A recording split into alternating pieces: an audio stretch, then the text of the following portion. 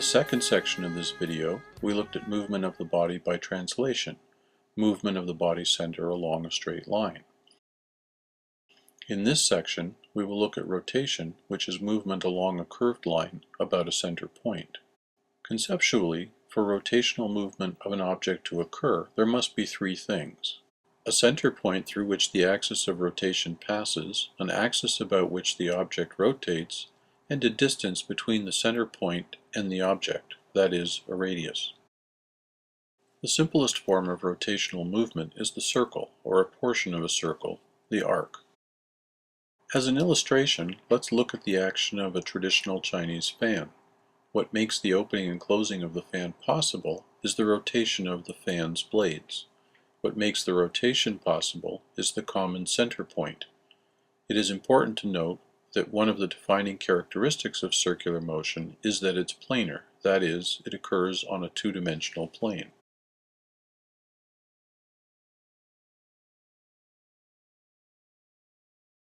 Once rotation of the waist is identified and isolated from the rotation of other parts of the body, one can begin to work with the waist explicitly.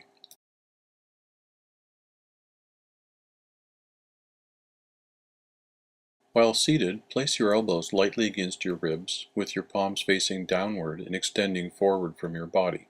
Your hands point in the same direction as your shoulders face. Turn your waist to the left. Your hands are carried by the torso and are turned to the left, still pointing in the same direction as the shoulders face. Note that the hips still face forward. The hands and arms do not move at all relative to the torso. The arc that your hands traverse is entirely a result of being carried by the twisting motion of the torso. Feel the exertion required to turn the waist, then relax, returning the shoulders to face forward, the same direction the hips face. The hands are carried by the action of the waist and now point forward. Turn the waist to the right, feel the exertion required to twist the waist, then allow it to relax. Again, ensure that there is no independent movement of the arms and hands. They move only where the motion of the torso takes them. At no time should the hands point in a different direction than where the shoulders face.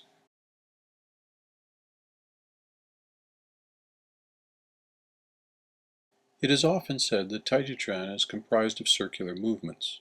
While this is true, it isn't very accurate. Taijiquan is generally comprised of spiral movements. As previously discussed, a circle is a two-dimensional figure in which its center and circumference lie in the same single plane. A spiral is a three-dimensional shape, the center of which moves along an axis as the circumference is traversed. In the human body, twisting motions involve spiraling of the muscles and connective tissues.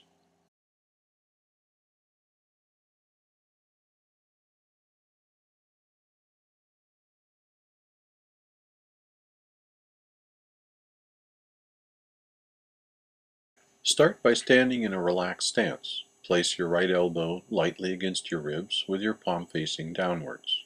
Twist your arms so that your palm faces upwards. Continue twisting as far as you can in that direction. For discussion purposes, I'll call this twisting in a negative direction. Feel the exertion required to twist the arm and feel the stretch of the muscles and connective tissues that wrap around the forearm and hand. For an even greater stretch, you can use your opposite hand to assist in the twisting. Now, stop the exertion and let the arm naturally untwist of its own accord. The elasticity of the muscles and connective tissues will return the arm to an untwisted state. Repeat the twisting with both arms in the negative direction. Note that one rotates clockwise while the other rotates counterclockwise, though both are performing the same action. Next, extend each arm outward while twisting them as far as you can in the positive direction. When you feel that you have twisted them as far as you can, just let them go. They will fall to your sides, gently slapping the outside of your thighs. Note that when you let them go and they drop to your sides, they naturally untwist until your palms face inwards. They do not fall with your palms twisted and facing outward. While it is possible to use effort to purposely keep them facing outward while they drop, if you eliminate all effort, the arms will naturally untwist and rotate the palms to face inwards. It is not that you are willing the hands to perform a specific choreography, but rather simply eliminating the effort uses the body's elasticity to return them to a twist-free position. As you bring the backs of your hands together, close the chest and bow the spine along its length. As the arms extend to the side, open your chest and unbow your spine.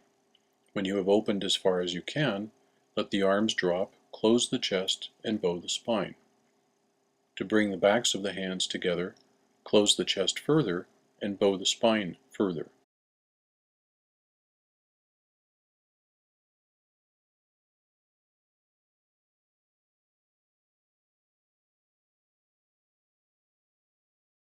When the palms facing upwards, arms extended at shoulder height, open the chest and straighten the spine.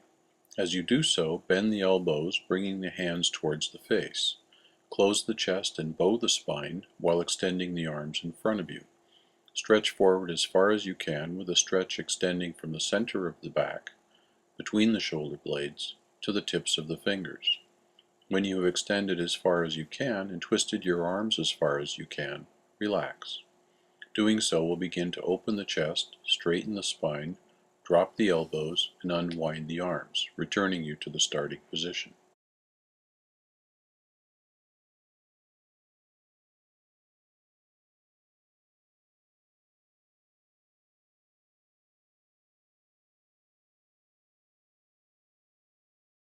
In this video, we looked at three components of whole body motion: expansion and contraction, translation, and rotation.